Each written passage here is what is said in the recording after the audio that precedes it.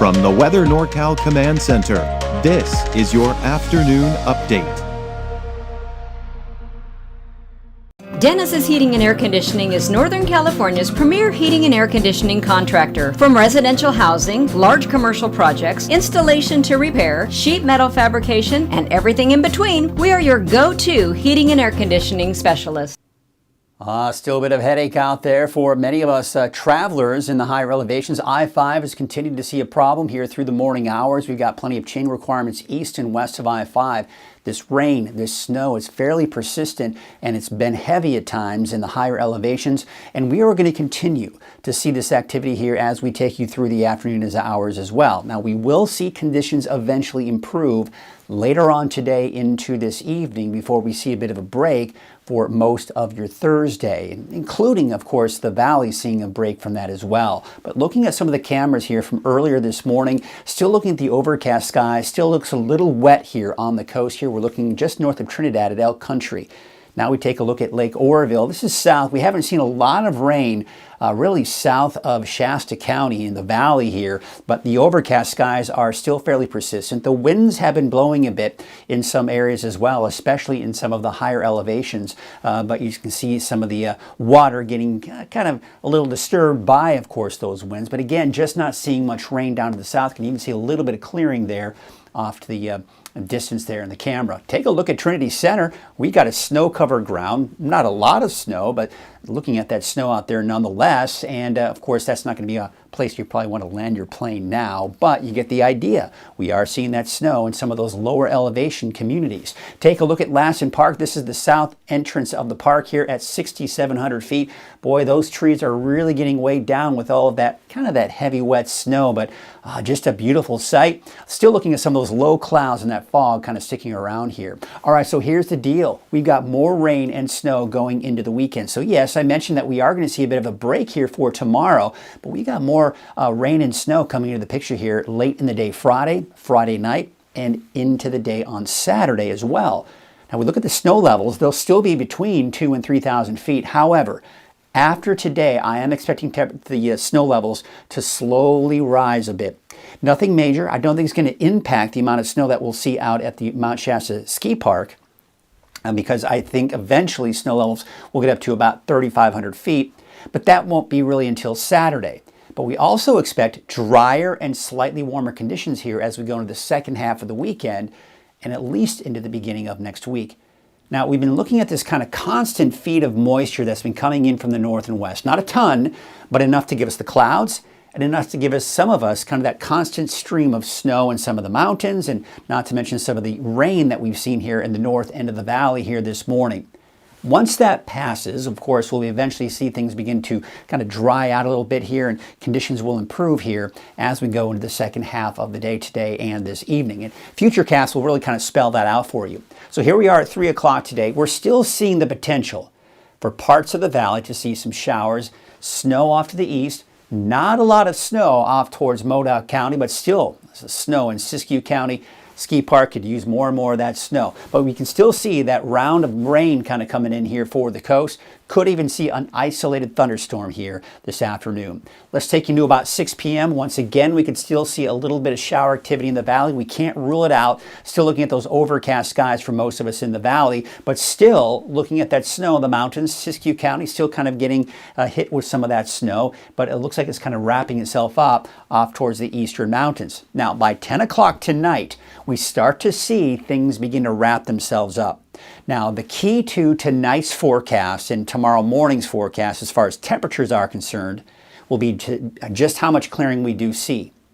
If we clear things out enough tonight and into tomorrow morning, we are talking about the potential of a hard freeze for parts of the valley here. We're talking temperatures possibly dropping down somewhere at least into the mid-20s for those overnight lows. So this is something, of course, that is going to be worth watching, and you definitely want to take the necessary precautions tonight or today. Maybe make sure that your outdoor pipes are insulated. Maybe make sure that your pets have a place to stay warm. Maybe bring in those those plants that may be sensitive to the cold temperatures. But looking through the day on Thursday, it looks fairly dry. There may be a stray sprinkle here or there for parts of the North Coast, but we get a break on Thursday. Now look at Friday morning. Friday morning, the clouds are moving in. We're beginning to see the leading edge of some activity come in. You can see most of it still off to the north and west. So not a lot going on Friday morning. Friday by around noon, we're beginning to see some of the heavier rain hit the coast. We're also beginning to see some light snow flurries hitting parts of Siskiyou County at noon on Friday. All right, now we're going to take you into Friday at 5 p.m.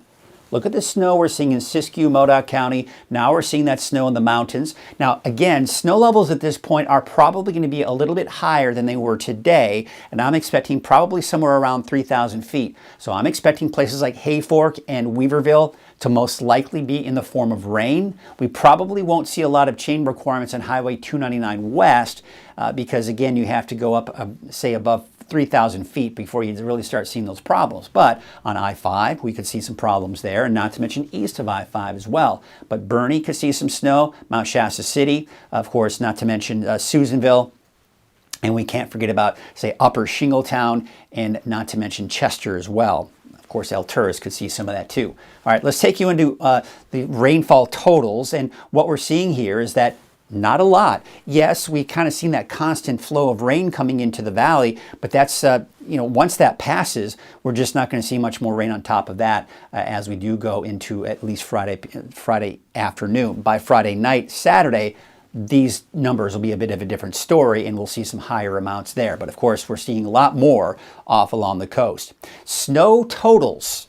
All right, we're going to take on top of what we've seen so far, we're going to tack on another 2 to 4 inches for Mount Shasta City, as well as Chester, probably a little less than that for Bernie. Now again, it is showing a little bit of light accumulation for Weaverville, Hayfork, and yes, throughout the day today, we can certainly see that, but after today, I think the chances will be a lot slimmer here as far as those accumulating snow totals are concerned. Let's take you into about 10 o'clock tonight and looking at the overall road conditions. Now, at this point, you saw on Futurecast that most of the rain and snow is gone, and that's the case. But there's going to be leftover snow on those mountain roadways, and even though Caltrans is going to do a great job keeping them clear, you're going to want to keep a close eye on those road conditions and just be prepared for more slick spots. There may still be some chain requirements I'm expecting. Even though the rain and snow will be gone, I still think that there will be a lot of chain requirements east of I-5 on Highway 44, 299, 36, for example, I think, maybe even on Highway 89.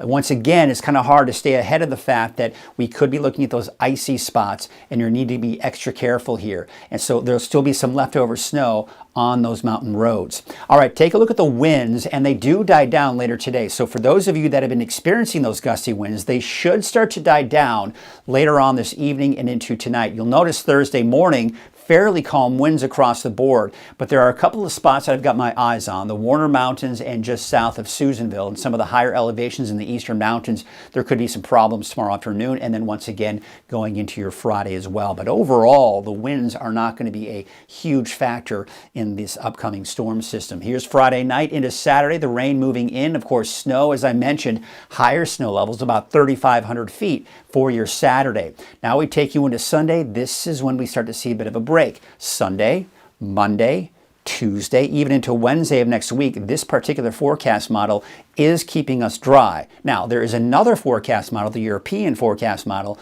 that's indicating that by around Tuesday or Wednesday of next week, we could be looking at some rain. We'll hold off on that for now, but let's just get through this storm today and Saturday, and then we'll kind of tackle the potential for rain going into next week. But for now, I would say that it's going to be dry at least through the middle of next week once we get into Sunday. Taking a look at the wave height, 16 feet.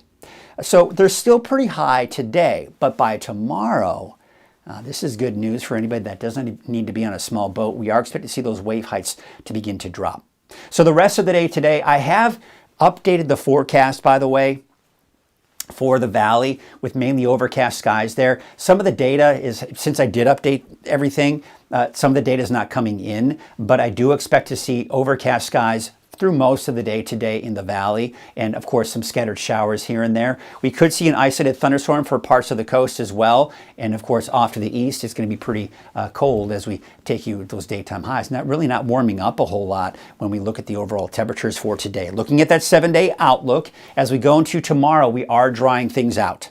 But by Friday, we've got that next round of rain and snow. Now, notice the snow on Friday, 2,500 feet from Mount Shasta City, as well as El Turris, maybe about 3,000 feet for Susanville. By Saturday, they're going to be about 3,500 feet. So again, just slightly higher snow levels by Saturday. And then by Sunday, Monday, Tuesday, it will dry out. Looking at your 7-day outlook for the valley, again, I've got those overcast skies. I've updated that forecast here with the showers throughout the day. Nothing heavy for the valley as far as, just heavy downpours, but we are going to be looking at stray showers off and on throughout the day today, especially as we go through the afternoon. And then on Thursday, it dries out, stays dry in the valley for Friday. However, by the second half of the day on Friday, late Friday afternoon, Friday evening, we may start to see some of those showers move in. And maybe by this evening's forecast, I may update this to evening showers on Friday.